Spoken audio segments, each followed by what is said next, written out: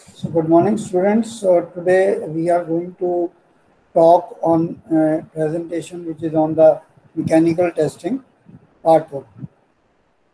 So this presentation is basically on the mechanical behavior, testing and manufacturing properties of the material. As an overview, the metals can be processed into the various shapes by deforming them plastically under the application of the external forces. The effect of these forces on the material behavior are described in this presentation. Let me see if I can get.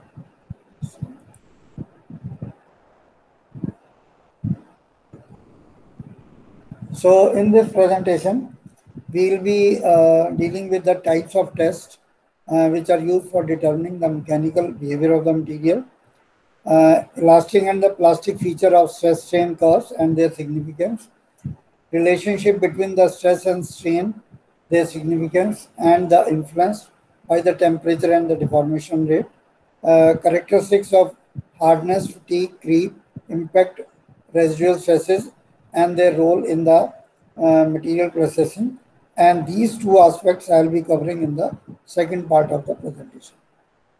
So, you know the tension test. So in the tension test, this is a specimen which we are going to use. And in the tension test, what we do, it is used for determining the strength, ductility, toughness, elastic, modulus of elasticity, and strain hardening capability. So this stress specimen, it is the shape of the stress specimen is decided by ASTM, that is the American Society of Testing of Materials. Usually it is a solid and the round steel bar. Original gauge length, which is these 2 points are known as the gauge points, and this length is known as the original gauge length. And the cross section of this portion, which is normally a circular one, it is denoted by A0 or A original. So in the tension, we try to establish a curve, that is stress strain curve. So there are two types: the linear elastic region, which is the elongation in the specimen that is proportional to the applied load, and engineering stress, that is the ratio of the applied load, which is P, to the original cross-section area A0 of the specimen. So engineering stress will be sigma is equal to P upon A0. So this is important. So this A0 is the original cross-section of the specimen, and engineering strain is equal to the change in length.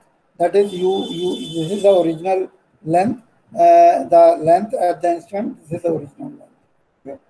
So when we apply the load, this length will increase. So that's why it is L minus L0. Okay. Now yield stress is the stress at which the permanent deformation occurs. And permanent, or we also call it as the plastic deformation, it is the stress and the strain. And at this stage, they are no more proportional. That means our Hooke's law does not obey at this stage. The ultimate tensile strength, that is the maximum engineering stress which we can apply to the specimen or to the material. Now you see, if a specimen is loaded beyond UTS, it begins to necking, and the fracture stress, the engineering stress at fracture. So you can see these are the different stages. So this is the first stage when the specimen has the original length L0 and the area of cross section is A0. Okay. So now this portion goes straight. Okay. Now when it is we apply the load, so the length is changed to LE, and uniform elongation is there, which is up to the proportional limit. So this is LE. Then uniform elongation LU. So up to this stage, the yield point is occurred. So that is ultimate tensile strength. So then after this, the necking starts. Necking starts in the area at this place uh, uh, start decreasing, and further you see, without increasing the load or the stress, the elongation is increasing and the fracture takes place. So this is known as a post-uniform elongation. So total elongation, you see original length was L0 and the total is L final. So this is a final area. So one is the A0, that is the initial area, and another is the final area. So also you see the change in length is in this direction. So up to this point is the elastic region, and here beyond this is the plastic region. Okay. Now you see how to get the rate of strain. So we increase. This is a proportional length, and from where the yield starts, you draw a line which is parallel to this, and where it gives the it cuts the horizontal axis or the x-axis. This length gives us the offset, which is equal to the permanent deformation, or because of the strain hardening. So this is also important. Now, modulus of elasticity, that is the rate of stress to strain in the elastic region. It is noted by E. So it is sigma upon the E or strain. Sometimes we denote it by epsilon. The relationship is also known as the Hooke's law. The Poisson ratio, which you know, is the ratio of the lateral strain to the longitudinal strain.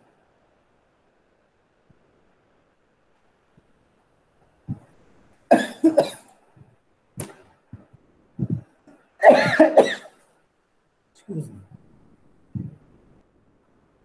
Now, second property is the ductility. So, ductility is the extent of the plastic deformation that the material undergoes before fracture. Two measures of the ductility, that is, we measure either total elongation, which is the ratio of the L final minus L0 upon L0 multiplied by the 100. And second is the area of reduction, because you see the final area is lesser and we have seen the original area is more. So their difference will be positive, and if you divide this by the original area, this will give the reduction in the area. Okay. Now, then we have important term which is known as the true stress and the true strain. So true stress is the ratio of the load P to the instantaneous cross-sectional area. So this is important. It is not original area, it is an instantaneous area. That means the true stress you are going to measure at the different instance, okay, of the specimen. So now accordingly we will determine the true strain, which is the sum of all the instantaneous engineering strain. So true stress equation is given by sigma P upon A, and true strain, mind you, this A is AF or the instantaneous area, it is not A0. Okay, then true strain E is equal to log of L final L instant upon L0. So now you see this is a stress strain curve which is being used as a true strain. So in this law is used, that is sigma is equal to K into E to the power n, where K is the strength coefficient, N is the strain hardening component, and the specific energy is the energy per unit volume of the material deformed. So it is N is 0 here, so this becomes K. Okay. So now this elastic plastic, so you can see uniform elongation, necking, fraction. Now the strain necking you see here. So this you can, in this figure you can distinguish between the L final and L0. So true stress strain or true strain at the necking is equal to numerical to the strain handling exponent n, which is different for the different material. Okay. So now the temperature effect. What is the temperature effect on stress and strain? So as the temperature increases, ductility and toughness goes on increasing, and yield stress and the modulus of elasticity decreases. Okay. Temperature also affects the strain hardening exponent for most of the material, in that the M decreases at the temperature increase. So you see the as you increase the temperature, the stress is going to. Now another thing is the rate of deformation, superplasticity, and what is the effect of compression, torsion, bending, hardness, toughness, and strength. This we'll see in the coming slides. So now you see rate of deformation. So some machines are there which forms which are used for forming. So they form the material at the low speed. So we use the hydraulic presses in such cases. So this is a hydraulic press. You can see the ram is moved hydraulically, and some machines form the at high speed. So they are the mechanical presses. I think that picture is missing. Yeah. So this is the mechanical press. So you see the motor is there, and this ram is moves mechanical. So this is used for the high speed. Now rate of deformation. The deformation rate, what is this? The speed at which the tension test is carried out in units of meter per second or feet per minute. Then another parameter there that is known as the strain rate. It is a function of the specimen length, and short specimens stretch more during the same time period than a long specimen. Okay, so if you see the tensile strength versus the strain rate, and on this scale the stress is given. So you see as the temperature is increasing in this direction, okay, the stress level is coming down. Okay. Now effect of temperature and strain. The typical effect of that the temperature and strain rate have together on the strength of material, that is sensitivity of the strength to strain rate increases with temperature. So it is important. Second is increasing the strain rate, increasing the strength of the material. The strain rate hardening also we call. The slope of these curves will call strain sensitivity or strain rate sensitivity exponent. Then this relation between the strain strength is represented by, you see this is strength is equal to C is a component, E raised to power M, where C is the strength coefficient and E is the true strain rate and M is the slope of this graph. So this is important. I think this should be clear to you. Now rate of deformation. So here we take an example. It will make you clear what do you mean by rate of deformation effect. So here we have taken the two rubber bands. One is 20 millimeter and another is 100 millimeter in length. Okay, these are the two rubber bands we have taken. So you elongate them by 10 millimeter. You put a pencil and elongate them by 10 millimeter. So engineering strain in the shorter one will be 10 upon 20 because 10 is the stretching length and 20 is the original length. So the strain, engineering strain will be 0.5 in this case, while in the longer one it is 0.1. So thus the strain rate of 0.5 and 0.1. So you see the strain rate is more here. Okay. Now the super plasticity. What is superplasticity? It refers to the capability of some materials to undergo the large uniform elongation prior to necking and fracture. The elongation can be as long as 200% to 2000% of its original length. So that's why superplasticity. Common items that demonstrate this are bubble gum. So all of you are aware of this. Glass at a high temperature and thermoplastics. Okay, so they exhibit the phenomena of superplasticity. Because of this capability, some materials can be formed into the complex shape, such as beverages bottles and even the neon advertisement signboards. Now, other deformation effects, hydrostatic pressure, the pressure due to the weight of the fuel. So you see there is a seal, there is a hydrostatic medium. So this is a billet, it's a billet, and this is a ram. So it will extrude and it will come, it will be making this. Okay. So the exposing some type of metals to high radiation is known to increase the yield stress, tensile strength, and hardness. However, it decreases ductility and the toughness. So these are very important slides. My suggestion is you go through again in my presentation when I upload them. Okay?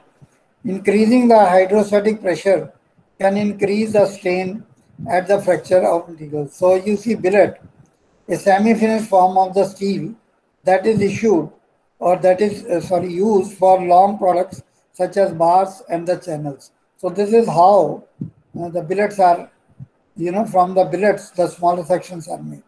Okay. So creating the hydrostatic pressure on a billet can turn 1 meter of billet into 14 kilometer of wire. Okay. So if a length of the billet is 1 meter, so you see it can make a wire into 14 kilometer depending upon the diameter.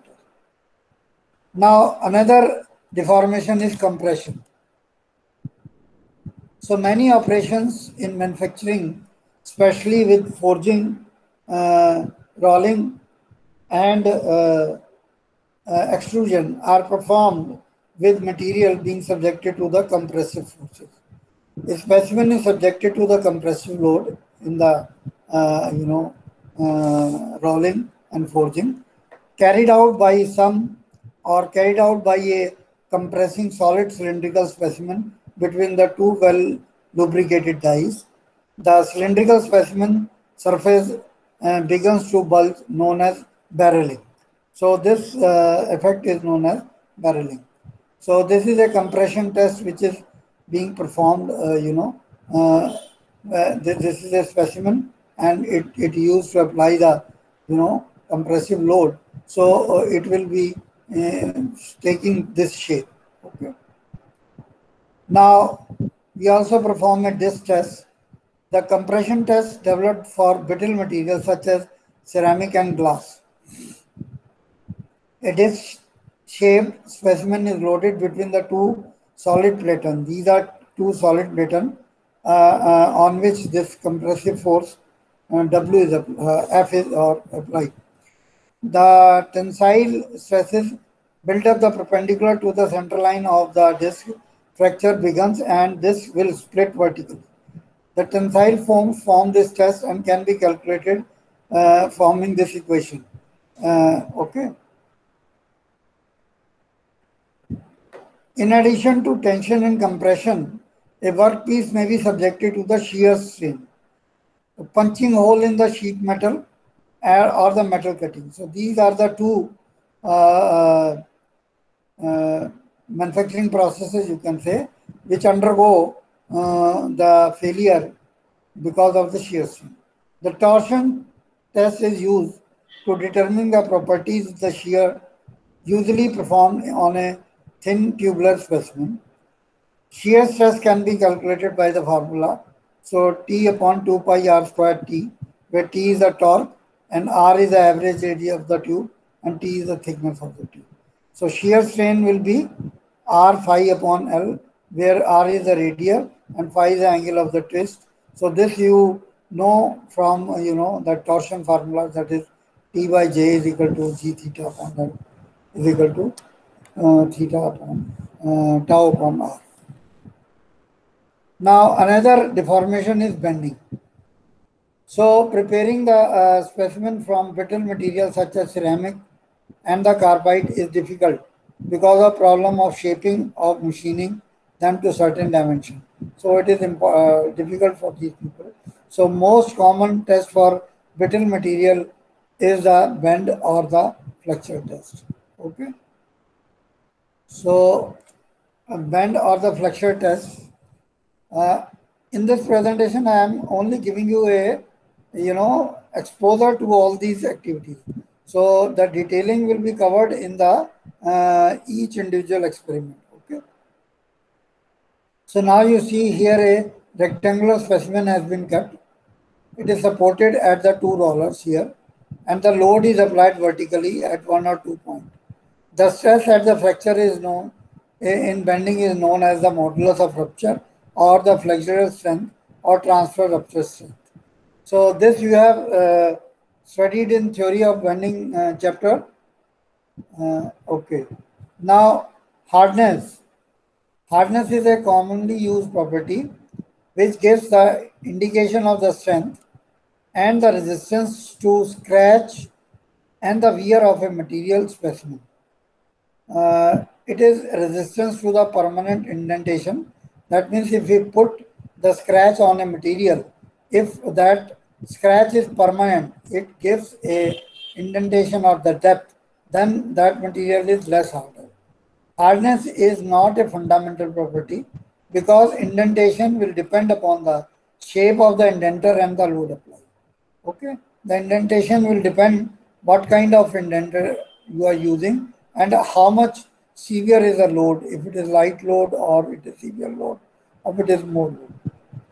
Now, we use different tests for determining the hardness like Blinel, Brockwell, Vicker, and many more for the software material. So we'll be going through in these slides. So first is the Brinell test. It was developed by J. Brinell in 1900. Involves pressing of a steel ball. This is a steel ball or a carbide ball of 10 millimeter diameter against the surface of the various fluid. So this is a material on which this ball indicator. So when it is pressed, it makes an impression in this groove. Okay. So we measure the diameter of indentation. So this is known as the indentation, which groove has been made. So D is the diameter. So these loads may be depending upon the type of the material we are going to use or for which we are going to determine the hardness. So we will determine this. So they vary from the range of 500 to 1500 and 3000. Harder surface have the smaller indentation, while softer surface will have the higher indentation. Okay. Now Rockwell, second test is the Rockwell test. So in this, we use a diamond shaped indentator. So we are not using a ball, we are using a diamond shaped indentator. It was, this test was invented by Rockwell in 1922. This test measures the depth rather than the diameter of the indentation. So you see this ram or this indentator, it has come to this position and it has indented this material. So this is the depth with which it has come. So increment in depth due to the increment in load is linear measurement that forms the basis of Rockwell hardness tester reading. So diameter indenter presses against the surface with the minor load and then the major load. So difference in the depth of the penetration is measure of the hardness of material. So we measure these two loads and the difference gives us the Rockwell hardness number. So it is at the different scale, Rockwell scale A, scale B, scale 3, like that. Now, third is the Vickers hardness test. So this was also developed in 1922 by Vickers. So in this case, we use a square base pyramid indenter. Comparable to BHN, sometimes we call test, except a using pyramid shaped diamond to make the indentation. So lighter loads than the Brinell test, that is 1 kg to 120 kg. Okay. So it is a Vickers indentation. So we measure this depth and we measure this is a diamond shape. So we measure these diagonals of this rhombus. Okay. Then there is a Noob test. So Noob test, it was developed in 1939. It is comparable to Brinell and the Vickers test. Uses as a elongated pyramid shaped diamond to make the indentation. The shape of the pyramid is different than the Vickers and Brinell one. It uses very light load, that is from 25 kg to 5 kg only, known as micro hardness test. Okay, so because of the light loads, so that means that micro hardness test is used for very small and very thin specimen. Okay. This test is also used for measuring the hardness of the individual grains and components in the metal alloy. So it is important because metals are, high strength material alloys. So we have to determine, we have to increase their hardness sometime by different heat treatment. So in order to check and to validate how much change has occurred, so we perform this loop test. Then there is a Mohs hardness test. So it was developed by Mohs in 1822. This test is based on the capability of one material to scratch another one. Each material can scratch all the material below it with a lesser hardness. So that is obvious because a harder material can scratch the softer material. Okay. So it is based on the scale 1 to 10. So hardness is for talc is 1, gypsum is 2, fingernail is 2.2, calcite is 3, fluorite is 4, like that. So diamond, it is hardest. So it is 10. Uh, Lower to diamond is corundum, then topaz, then quartz. Okay, glass is 5.5. So all this you must know. It should be known to every student. Then scaloscope. It is an instrument with a diamond-tipped hammer. Hammer is dropped on from a certain height. So you see, it is a clamp. So it is clamped, and then hammer is dropped. This hammer is dropped. Hardness is related to the rebound of the indenter, and it is very small and portable. So it is a small instrument which is used. Then another instrument in this category is durometer, which is used to test the hardness of the plastic, rubbers, and other soft materials. Indenter is pressed against the surface and then a constant load is applied rapidly. The hardness is measured based on the depth of indent after 1 second. Then another deformation category is the fatigue. So fatigue, as we use this word, word literally, so it is used for tiring sense, in the tiring sense. So as we know that when we design a machine, it is made up of different components and they keep on working for the years together. So during the cycling loading, they also experience fatigue and they become weak as more and more cycles are performed. So that means the components in the manufacturing equipments are subjecting to the fluctuating cyclic. Fluctuating means why we say fluctuating, because they may not be constant all the time. Suppose a bridge is there, sometimes so many people are passing over it and sometimes only very few people are passing. So it is fluctuating load. Then cyclic means periodic. So after a period of time, the loads and the static loads are also there. So loads can be dynamic, loads can be static. Then they develop the cyclic stress like on the gear teeth, because gear, it is rotating after each cycle, a point gets retrace the same point. Okay, so it is under the cyclic stress. Then thermal stress, cool the die in repeated contact with the hot workpiece. Okay, so both stresses may cause the part failure at the stress level below the normal static stress. loading. Now you see, this is a picture which is shown for a fatigue component. So fatigue failure is the failure which is associated with every stress cycle propagated through the material until the critical crack is reached and the material fractures. So there is a difference between fatigue and fatigue failure. So fatigue is an initial phenomena. Fatigue failure is a post-fatigue phenomena. Then fatigue testing, we do to check this phenomena, we do the fatigue testing. Various stresses, tension, and then bending to maximum load limit. So we perform either a tension test, bending test, like that.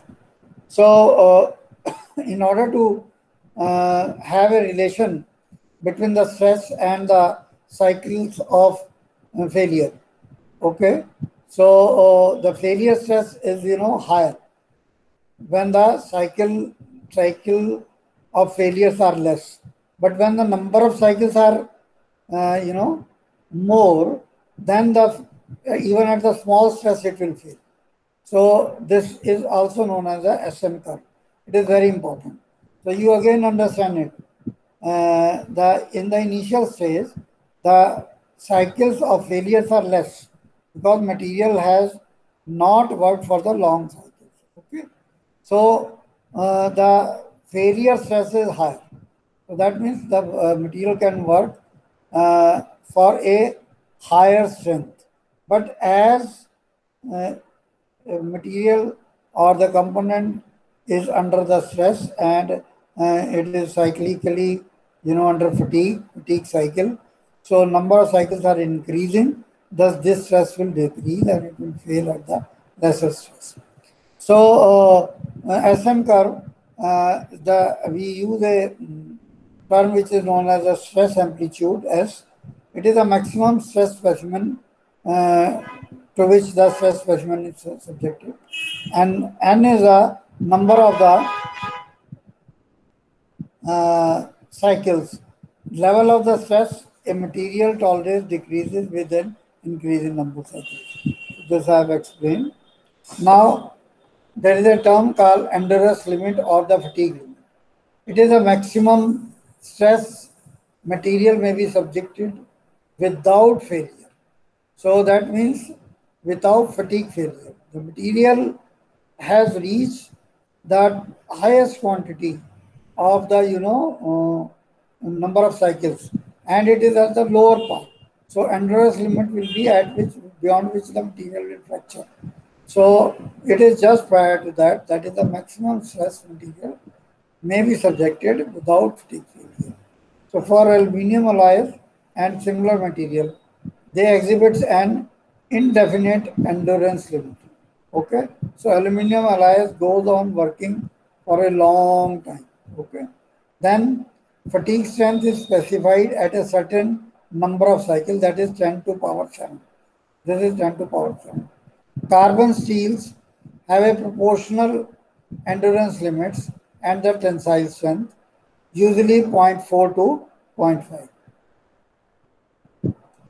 Then there is another failure phenomenon, that is the creep. The creep is a permanent elongation of a component under a static load maintained for a period of time. Okay. So grain boundary sliding is there. It is a mechanism of the creep at elevated temperature in the metal. Okay. So it is under the static load and the grain boundary sliding starts under the elevating temperature in the metal. In high temperature application, like in gas turbines blades, jet engines, and the rocket motors. So this phenomena creep is very important because the temperature is very high. Why? Because the RPM in the case of gas turbine, jet engines, and the rocket motors, RPM of the engine is very high. So you will surprise that it is to the tune of 10,000 to 20,000 RPM. So which is very high. So if you see 10,000 RPM, that is, and if you divide it by 60, so much round per second, 1500 rounds almost per second. So that is very high. So it may occur in the tools and die subjected to constant elevated temperature. So this creep is an important phenomenon. So this is a curve between creep and time.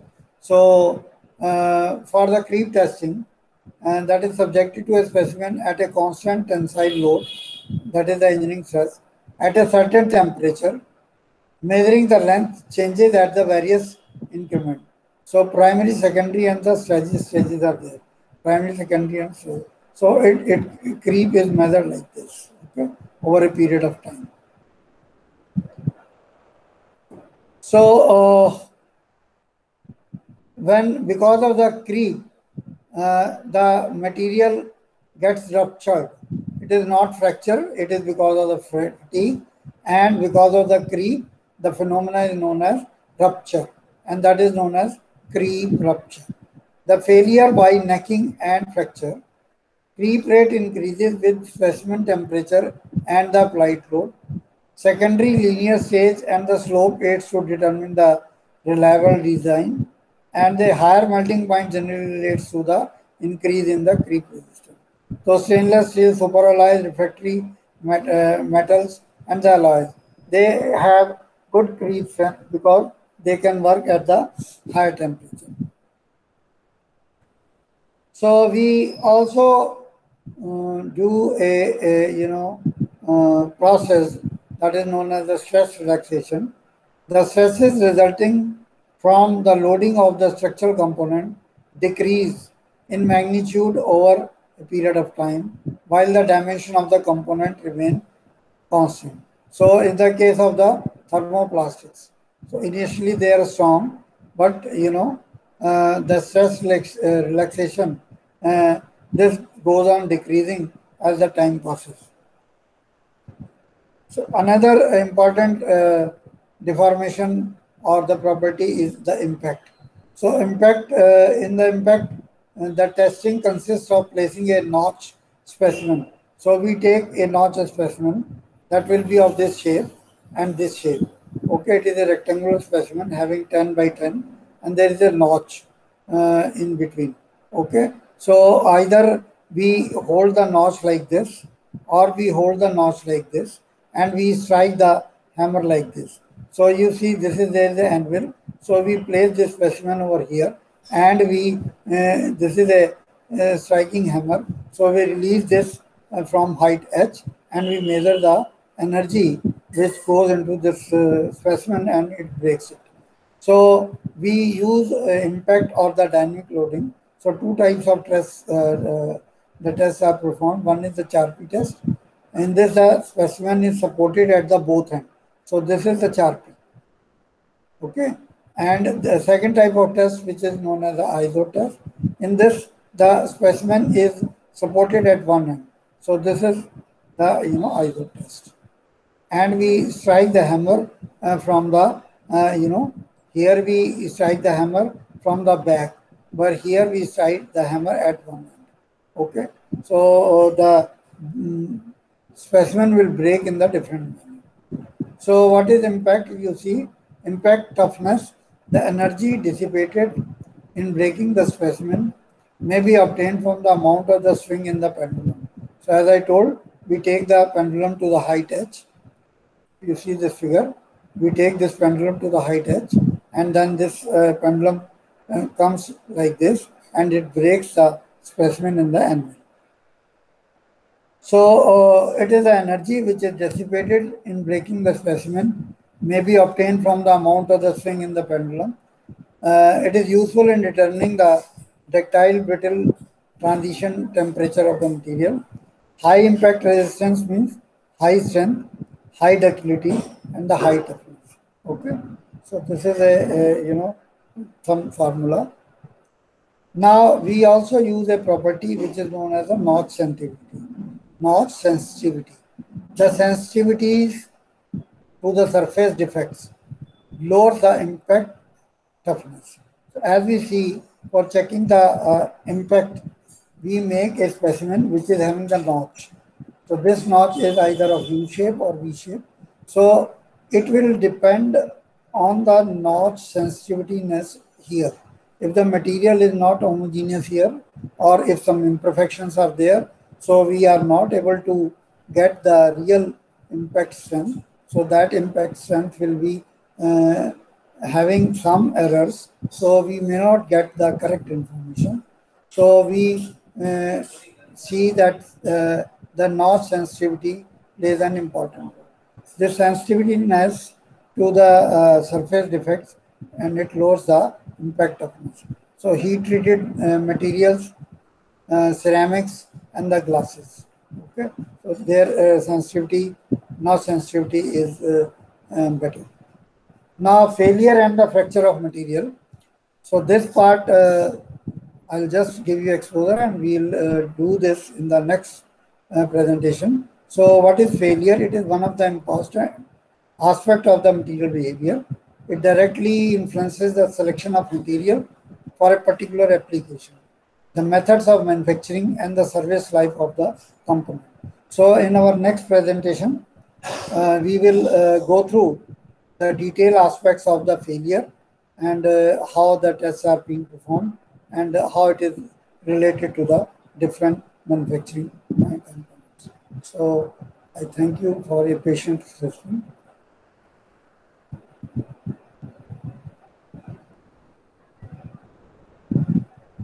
Thank you.